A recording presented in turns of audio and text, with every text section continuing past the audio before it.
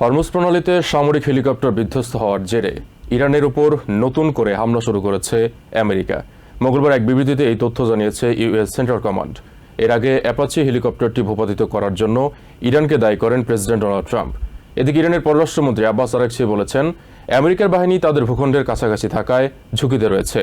একই সাথে নিরাপদ থাকতে আমেরিকান বাহিনীকে অঞ্চলটি ছেড়ে যাওয়ার পরামর্শ দিয়েছেন তিনি।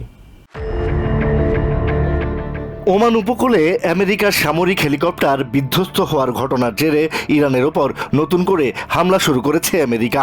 হরমুজ প্রণালীতে টহলরত অবস্থায় আমেরিকার একটি AH-64 অ্যাপাচি হেলিকপ্টার ভূপাতিত হওয়ার পর এই পদক্ষেপ নেওয়া হয়।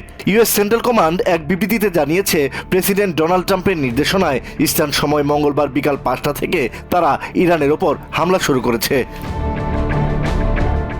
সেনকমের এই ঘোষণার ঠিক আগ মুহূর্তে প্রেসিডেন্ট ট্রাম্প এবিসি নিউজকে বলেন, এই হামলার জবাব দেয়া খুবই গুরুত্বপূর্ণ।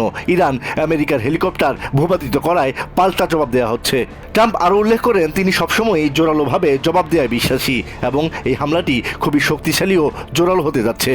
এর আগে ট্রাম্প সামাজিক মাধ্যম ট্রুথ সোশ্যালে লিখেন, হরমুজ প্রণালীতে টহল দেওয়ার সময় আমেরিকার একটি অত্যাধুনিক অ্যাপাচি হেলিকপ্টার গুলি করে ভূপাতিত করেছে ইরান। তিনি আরও জানান, হেলিকপ্টারটিতে 2 জন পাইলট ছিলেন এবং তারা দুজনেই নিরাপদ ও অক্ষত আছেন।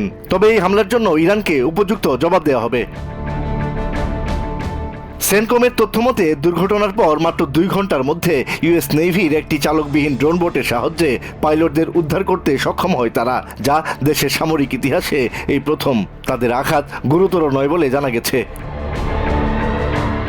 অন্যদিকে ইরান এই ঘটনায় তাদের সরাসরি জড়িত থাকার বিষয়টি অস্বীকার করেছে। আল জাজিরাকে দেয়া সাক্ষাৎকারে ইরানের ডেপুটি ফরেন মিনিস্টার বলেছেন, হেলিকপ্টারটি বিধ্বস্ত হওয়ার পেছনে তেহরানের কোনো হাত ছিল না। তিনি উল্লেখ করেন, এই কৌশলগত জলপথে বর্তমানে খুবই উত্তেজনাপূর্ণ পরিস্থিতি বিরাজ করছে এবং এমন পরিস্থিতিতে এই ধরনের ঘটনা কোনো উদ্দেশ্য প্রণোদিত হামলা ছাড়া দুর্ঘটনাবশত ঘটতে পারে। ইরানের পররাষ্ট্রমন্ত্রী আব্বাস আরাগচি এক্সে এক বার্তায় আমেরিকাকে হুঁশিয়ারি দিয়ে বলেছেন, যুদ্ধক্ষেত্রে একের পর এক পরাজয়ের পরও আমেরিকা ইরানের সংকল্প পরীক্ষা করার পথ বেছে নিয়েছে। ইরানের সশস্ত্র বাহিনী কোনো হামলা বা হুমকিকে জবাবহীনভাবে ছেড়ে দেবে না। তিনি আরও যোগ করেন, যদি নিরাপদ থাকতে চান তবে এই অঞ্চল ছেড়ে চলে যান। আলাদা পোস্টে তিনি বলেন, তারা কূটনীতির ভাষায় কথা বলতে পছন্দ করলেও অন্য ভাষাও তাদের জানা আছে। প্রায় একই সুরে ইরানের পার্লামেন্টের স্পিকার বাগের গালিবাফ এক্সে এক পোস্টে লিখেন, তারা কূটনীতির ভাষা পছন্দ করেন, তবে অন্য ভাষাগুলোতে আরও বেশি সাবলীল। আমেরিকাকে উদ্দেশ্য করে তিনি হুঁশিয়ারি দিয়ে বলেন, কোনো প্রতিশ্রুতি ভঙ্গ করা হলে ইরান পাল্টা আঘাত হানতে পুরোপুরি প্রস্তুত।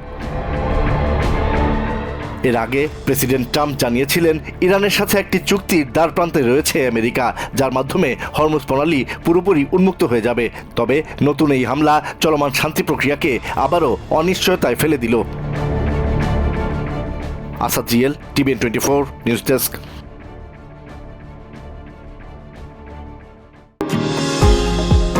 নিউ ইয়র্ক থেকে সম্প্রচারিত TVN 24 টেলিভিশন বিশ্বজুড়ে বাঙালির কণ্ঠস্বর।